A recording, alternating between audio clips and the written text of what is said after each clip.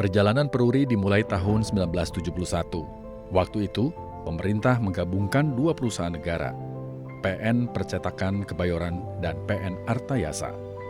Keduanya berada di kawasan Kebayoran Baru, satu di Jalan Palatehan, satu lagi di Dharma Wangsa.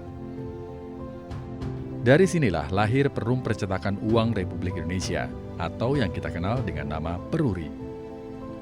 Tugasnya bukan main-main, mencetak uang rupiah, dokumen negara, sampai paspor dan materai. Bayangkan, dari jantung kota Jakarta Selatan, di tengah rumah-rumah kolonial dan pepohonan rindang, terdengar suara mesin cetak uang setiap hari. Puluhan bahkan mungkin ratusan pegawai keluar masuk membawa tanggung jawab besar menjaga nilai rupiah. Disinilah dulu tempat mencetak uang. Sekarang gedung ini hanya digunakan untuk jajaran direksi.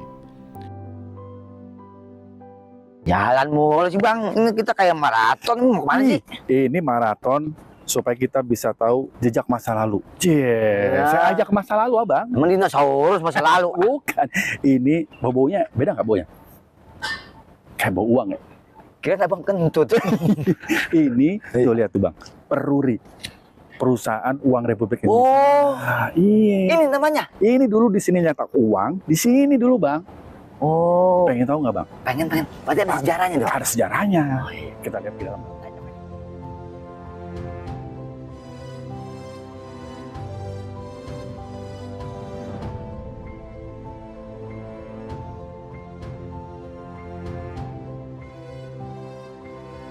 Ini jadi ruang direksi. Direktur pada kesini. Tuh, lapor dulu sama Neng. Ada. Polisi. Mau ngajak jalan-jalan. Mau ada makanan apa di sini? Nggak di sini Bang. Ini bukan tempat makanan. Apa gimana sih? Bukan. Nih, tuh lihat. Izin ya. Mau lihat-lihat. Izin. Nah, ini Bang. Tuh lihat tuh. Oh, Tuh, ada gambar Presiden pertama Indonesia. Bung Karno lagi mencet tombol mesin cetak pertama, mesin cetak uang pertama. Di sini Bang dulu tempatnya. bikin duit yang kita pegang sampai sekarang itu dari ini awal. Dari sini cikal bakalnya. 23 Agustus 1957. Wih, ya. Beda setahun sama saya. Ada lagi tuh Bang. Ini ada Bung Karno, itu Bung Hatta. Semuanya di sini. Jadi semua dulu nyetak uang di sini Bang. Nyetak uangnya, uang Indonesia. Sampai tahun 96 nyetaknya di sini. 96 sampai di sini. Sampai di sini. Terus habis 96 pindah tuh ke Karawang. Oh, jadi nggak semuanya sekarang ada di sini, ada di Karawang. Ada di Karawang. Nah pindah, kenapa pindah? Karena memang kapasitas produksinya bisa lebih banyak kalau di Karawang. Selain itu juga dulu di Jakarta itu sudah nggak boleh lagi ada pabrik karena limbahnya juga. Mereka di sini nyetak uang. Nah akhirnya pindah ke Karawang. Nah di sanalah itu sekarang. Sampai sekarang nyetak uangnya di sana. Tapi cikal bakalnya di sini Bang. Asal muasalnya. Iya tuh lihat tuh foto-fotonya tuh Bang. Ini foto-foto masa lalu tuh. Nah ini produk-produknya nih. Produk-produk dari Peruri nyetak apa aja nih di sini nih Bang. Wah, luar biasa juga ya Bang. Nah ini ada tanda lagi nih Bang. Nih prasastinya nih. Ini prasasti menunjukkan sebagai bukti kalau gedung ini nih sebagai bangunan cagar budaya. Sekarang nih.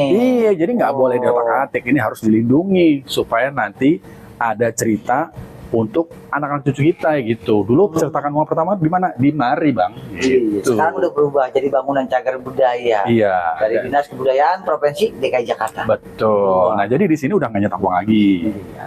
Hanya ditempati untuk kantor direksi gitu Bang. Oh gitu. Sih baru tahu nih. Iya. Nggak taunya di sini berubah jadi cagar budaya ya. Iya, nah ada lagi nih Bang, Apa tuh? yang masih ada hubungannya sama Peruri. Ada perumahan di sini di sebelah dulu perumahan direktur dan perumahan beberapa karyawan Peruri. Oh gitu. Iya, jadi cagar budaya juga Bang. Ada di sini. Ada. Kita ke sana Bang. Ayo sambil minum kopi Bang. Iya. Wah, ini kita ke perumahannya Bang. Iya, jadi ada perumahan di situ. Itu jadi cagar budaya juga. Dulu rumah direksi, direktur, di situ rumah karyawan juga di situ juga semuanya. Ada naruh duit ya di sini.